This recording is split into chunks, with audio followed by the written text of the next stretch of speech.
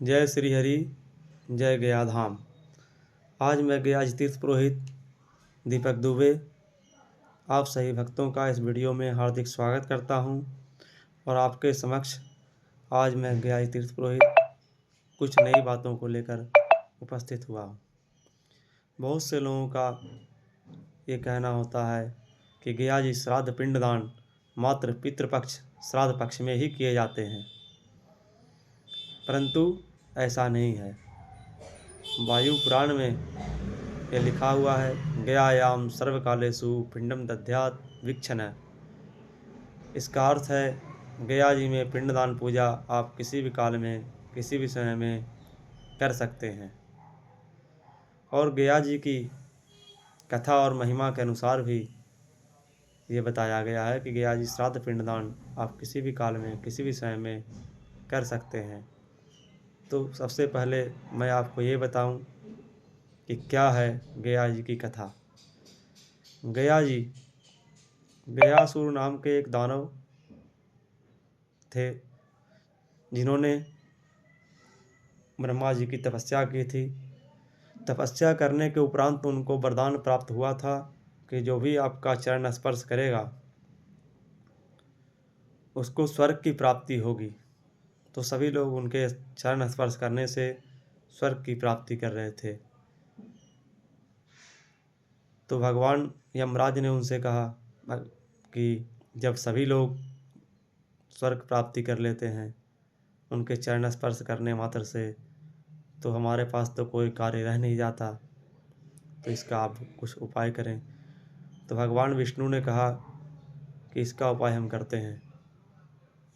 तो उन्होंने गयासुर से कहा कि इस समय तीनों लोक में आपके शरीर से पवित्र और कुछ भी नहीं है, क्योंकि आपने वरदान प्राप्त कर अपने शरीर को बहुत पवित्र कर लिया है और आपके शरीर स्पर्श करने से लोग स्वर्ग की प्राप्ति कर रहे हैं। तो हम आपके शरीर पर यज्ञ करना चाहते हैं। गयासुर का शरीर 5 कोस में है। पंचकोशम गया चित्रम कोशमेकम गया शिरः। 5 कोस में शरीर और 1 कोस में सिर। 6 कोस के विशालकाय राक्षस थे जिनका नाम गयासुर था। तो गयासुर ने कहा कि जब भगवान स्वयं हमारे शरीर पर यज्ञ करना चाहते हैं तो इससे बड़ी बात और क्या होगी। तो गयासुर ने कहा कि हम अपने शरीर यज्ञ के लिए आपको दे रहे हैं। गयासुर लेट गए। लेटने के बाद उनके ऊपर धर्मशिला नाम का एक पर्वत रखा गया, जिस पर 16 ऋषियों ने भगवान विष्णु का यज्ञ प्रारंभ किया।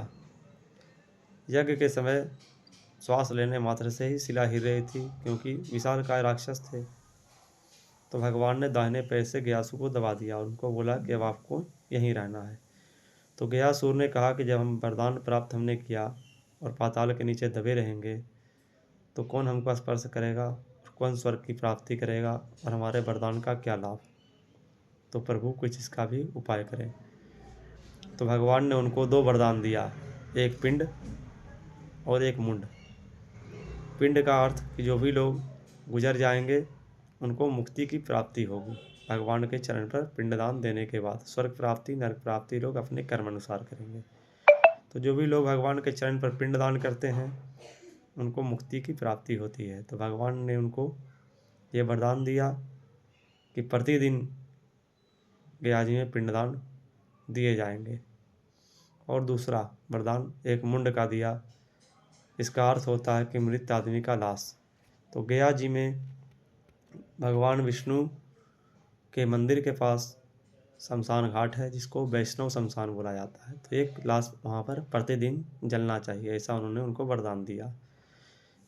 तो गयासुर के वरदान के अनुसार उनको दिया गया है कि एक पिंड और एक मुंड, मतलब कि एक पिंड प्रतिदिन होना चाहिए और एक मुंड प्रतिदिन होना चाहिए कम से कम। तो इस वरदान के इस कथा के अनुसार भी गया जी में आप पिंडदान प्रतिदिन कर सकते हैं। वेद पुराणों में ये वर्णित है। जय श्री हरि, जय गया धाम।